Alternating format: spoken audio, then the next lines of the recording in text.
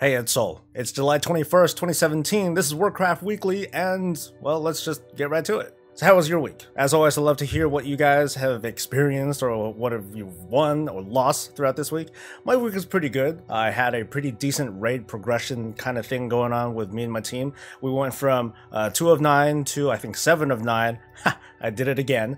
But yeah, good stuff on part of my team, progressing through Heroic. I can't wait to get to the end so that way we can, I don't know, do a bunch of shit with alts, I guess. That's kind of what we do. But as always, I love it when you guys share your experiences, so feel free to share them in a comment below, or just say hi. I always appreciate little things like that too. Holla. This week's featured YouTuber is brought to you from you guys, the viewers. So I appreciate you. I appreciate everyone that has been contributing their suggestions. But I did have to choose one person for the week. I know that at least one of you had suggested, hey, maybe I can introduce maybe more than one, maybe up to 3 YouTubers a week. But well, I just want to limit it to one because I want to make that person feel special.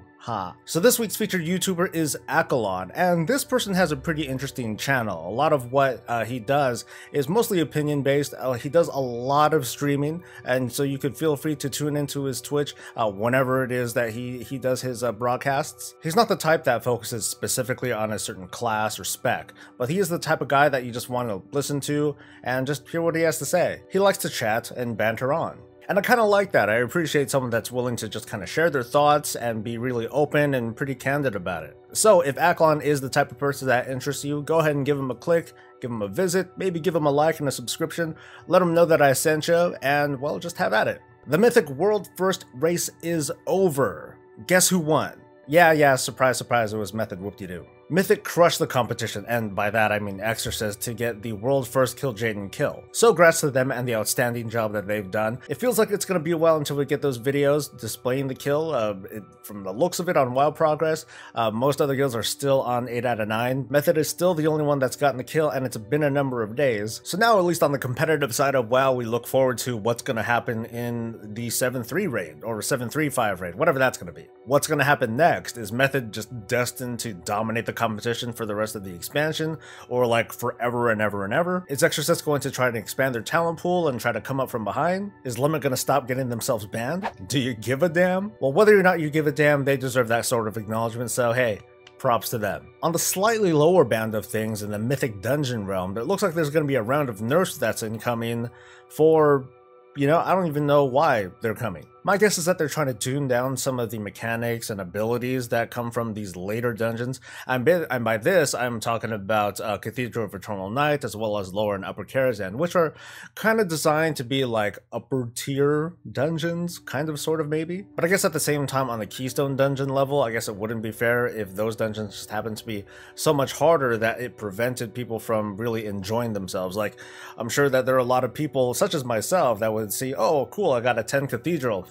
I guess my key is dead. Of course, in my case, whenever I see the Arcway, that key is automatically dead, even if it's like a +2 or something. But these nerfs are pretty darn intense. We see that most of the changes that are taking place here, I mean, some of them have to do with trash, but most of them have to do with boss mechanics. Not to say that these things are going to be so much easier now, especially if you got a tyrannical to fix. My guess is that on Blizzard's end, they're looking at the data and they're seeing, oh, there is a much lower completion rate based on this sort of a fix, this sort of level, and this sort of dungeon. So they're just making adjustments here and there. That's not something that I mind so much, but at the same time, I don't know, part of me kind of likes the chaotic dynamic of, oh, this is the shitty dungeon, you know, because I don't know, part of me doesn't mind that one dungeon might be harder than the others, because that's kind of how it goes. It's typical Blizzard balancing acts, right? Where you try to have you try to have some sort of parity between, in this case, dungeons or its classes or specs, and sometimes they miss the mark, and sometimes they swing the pendulum too much in one direction, so they try to balance things out in a certain way. It becomes kind of a mess, you know, and that's why part of me just thinks, well, you know, screw it, just let one dungeon be harder. But I could also see where it's kind of a turn off and players will just be like, you know, fuck it, I don't even want to play for the rest of this week because my key like sucks and I don't want to bother finding a pug or whatever. Moving on, Blizzard made a recent announcement that they're going to stop supporting games that run off of the XP and Windows Vista operating systems. And by that, it appears that those games will just stop running. Good, because holy shit, dude. You gotta wonder, well, you gotta acknowledge that at least up till now, there were at least a significant enough number of XP and Vista users to justify continued support.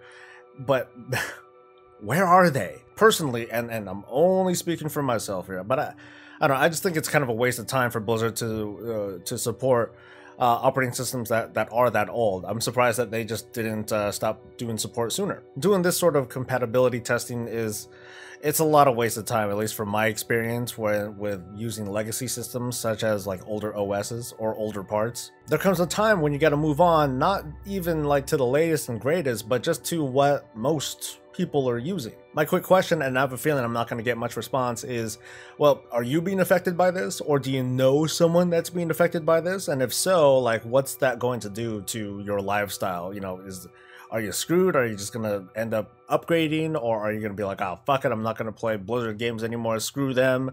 They should be supporting my shit like for all time. Again, my thoughts are that for the most part, there's a line that should be drawn, and clearly it's been crossed, and so the support is going away. Recently, Blizzard announced that Warcraft Chronicles Volume 3 is going to come out really soon, like March 2018. I know that's a good ways off, but from the looks of it, they are, you know, very much underway with the development of this new Chronicles book. And I find this interesting that it appears that it's in development, knowing that we're still in the process of completing like the Legion expansion, and by the time 2018 rolls around, who knows what we'll know by then. I'm excited for the book, of course, but I kind of put into question, like I said, the whole timeline of when they're developing these things alongside the game, because we're seeing weird kind of discrepancies with how the lore is working out in game as opposed to how it worked out in book. And one example, and hopefully this is kind of non-spoilery,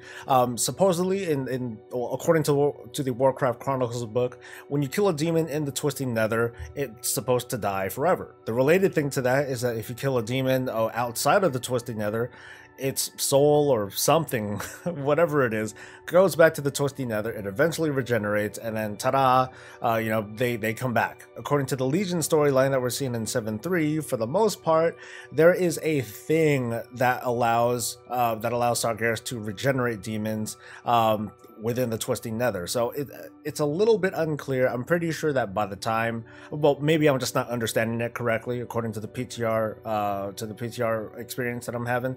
But maybe by 7.3, by the time that launches, we'll be able to get a more clear understanding of what's going on. At any rate, Volume 3 appears to be, I don't know if it's going to be the last book in the series, but it's getting ever closer to the present day. What Volume 3 is supposed to cover is mostly it's not going to cover a lot of world story, because that's what Volumes 1 and 2 did. Volume 1 did like the universe, or the Great Dark Beyond. I really think they shouldn't call it that, but whatever. Volume 2 takes us ever closer to the present, but before the events of the World of Warcraft game that only covers the RTS stuff up to the end of the Second War. So Volume 3 seems to be a more personal kind of book, where it sets the stage for a lot of the characters that we know and love or hate today, such as Jaina Pradmore and Thrall and, well, all of their friends. If you feel like saving $5 or otherwise blowing $35, go ahead to Amazon's page and you can pre-order the book today. One more announcement that had recently dropped: Russell Brower is leaving Blizzard as of today. According to Wikipedia, Russell is an American music composer and 3-time Emmy Award-winning sound designer. He was the director of audio and video for Blizzard, which basically meant he did a lot of compositions. He started composing music for the World of Warcraft as early as 2007. And for those of you who are familiar with Invincible, who is not just Arthas' steed that you can still see, but an actual composition based on that was him. That was Russell Brower who composed that. So I'm pretty bummed. I do like the music in the World of Warcraft, and I want to at least trust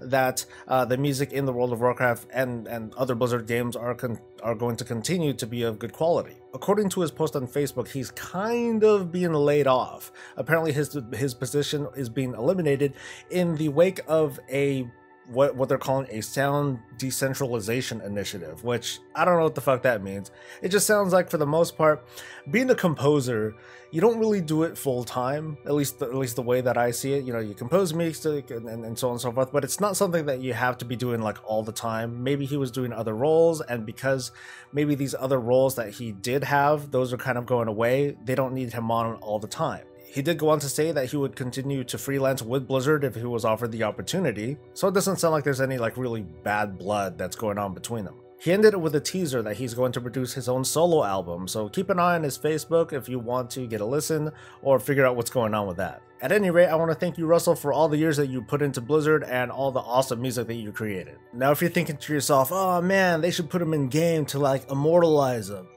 they already did. Go over to Twilight Highlands in the Eastern Kingdoms, over to Kurthaven, and go ahead and say hi, tweet him a screenshot, whatever you like. Or if you're a Horde player, kill him, and then take a screenshot and share it with him. Lovingly, you know? Quick PSA, the Auction House Dance Party is going on July 22nd. It's only happening for that one day, so check out the auction houses over at Orgrimmar and Stormwind, and have a good time. Or if you're on a PvP realm, well, that's probably a good time for a lot of city fighting. So it's another week and another PTR build, and well, it's kind of a lot of meaty stuff that was introduced, but not a lot at the same time.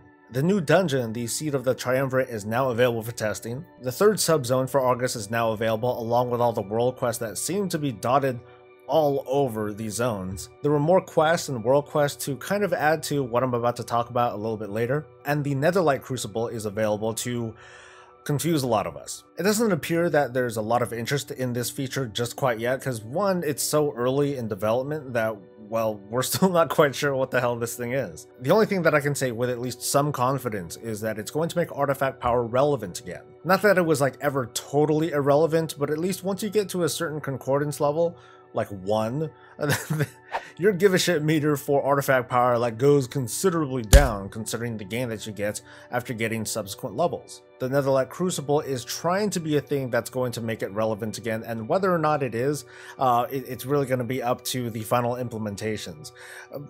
Personally, I think that it's still not going to be a big deal. There's just like a couple of different choices that we have, but once we make those choices and we're set on it, it's pretty much going to be the automatic thing that it's always been. At the same time, I think it's going to be fun to know that there's going to be a kind of long-term investment to the choices that we make, unlike talents that we could always just kind of respec whenever the heck we want. Anyway, going back to the point that all 3 subzones are now available for testing, it's created this kind of very confusing path. At least it's been confusing for me as to how we go about traversing through all these different subzones. Now, there does seem to be a kind of main quest line that takes us through each and every one of these subzones in order, but at the same time there are kind of side things that happen as well, and it's a little difficult to determine whether or not these side quests are going to be immediately available, or if there's going to be some sort of weekly gate where, you know, certain quests won't be available until like a certain time. For me, every now and then I've been logging into the PTR and I would notice that, hey, there's a quest in the second zone that I didn't see before. Or as another example, I would complete one quest in like the first zone and then I would teleport back to my little spaceship base and I would see a new quest right there that tells me to go back to that first zone to talk to that first NPC again. I found that kind of weird, and that sort of tells me that there's some sort of accelerated release of quests, because normally that sort of pacing I would see maybe like a day later, like I would complete this quest and then I would see a follow-up the next day, or what is more likely to happen, I would see a follow-up in like the next week or next reset. So this does tell me that there's going to be some sort of weekly release of certain kinds of content throughout this whole Argus campaign. And my hopes are that there's going to be a better balance with how this content is going to be paced. It looks like there's going to be an uneven split between content that will be immediately available as well as stuff that is going to unlock over time. Now, I am seeing quests that are kind of reminiscent of 7.2, such as, defeating a rift or gaining a certain number of currency through defeating monsters. Now, if that's the case, I'm a little bit anxious as to how this is all going to play out in the end. Is this going to be another, 12-week, kind of a snooze fest in part of players who are just like, dude, I'm just trying to get through this, take me to the next thing, show me the next thing, show me the next thing. And I know that's in big part of the players who are just hungry for more content, but I do have to say that the 7.2 pacing for the Broken Shore in part of Blizzard was pretty shit. It does feel like that there is a lot more to do. One thing that I do have against the Broken Shore content is that the types of world quests that are available, it's a lot of the same shit. A lot of them are like so repeatable, we see them like all the time, and it just made it very, very repetitive very, very quickly. If Argus does at least have a larger pool and a larger variety of world quests that rotate, so we'll see them like less often, I'd be a lot more happy with that. Another thing that I noticed is that within the Emissary UI, it looks like Legionfall has been added to the mix. So far, I didn't notice that the other two factions, there are going to be 2 more factions that are going to be added in 7.3. Those have not been added to the World Quest mix, at least not from what I observed. But it does look like, very obviously, there's going to be a lot of focus on Argus. A lot of this is going to be based on incentives, which I think is a good thing. There's a lot of cosmetics to look out for, a lot of mounts, rep to gain, things to kill and what have you. And of course, the story. This is going to be incredibly story-driven. Unlike the Broken Shore, which was very light on that. There are actual quests and a storyline that goes on Argus. Lots of voices, a lot of interacting with some of the more prominent NPCs that we've run into. And bombshells. Of course, there's going to be so many plot developments, and I'm sure that there are tons and tons of spoilers out there, and I'm trying to not spoil you guys too much. But so far, I'm hyped. I'm really looking forward to 7.3, and it's kind of unfortunate. There's a lot of people that have been spoiled for 7.3, and they've kind of moved on. They kind of moved on from all of Legion, and they're looking forward to what's going to happen in the 8.0 patch, or what's going to happen in the next expansion. I mean that's cool. It's fun to speculate, and you can expect some content from me that's going to talk about that. But at the same time, bring it home, guys. Bring it home. We still got the Legion to take care of. So that's going to be it for me today. I guess this week was, pretty calm, pretty mellow. So I want to thank you guys for watching, and I want to give a special thanks to Tylanthia, who is my latest patron. Thank you so much, and if any of you are interested in helping this channel become even greater, sign up and be a patron. I do try to throw in some patron-only content, like background stuff, or, just more personal thoughts that I share. But of course, don't feel obligated to support me the best way that you know how. Just keep watching, or like, or subscribe, or share your thoughts, or in a comment. Be a part of the conversation, because that's the kind of space that I'm trying to make for all of us. Next week, I'm looking forward to releasing some more scripted content and some stuff on game design, and of course, some other 7.3 developments and whatever the heck news that's coming out in the world of Warcraft. So again, thank you for watching and letting me be a short part of your day. I'm out for the weekend. You guys have a good one, and I'll see you next week. I'm Soul. Stay breezy, guys. And I am bending over this time. Yeah.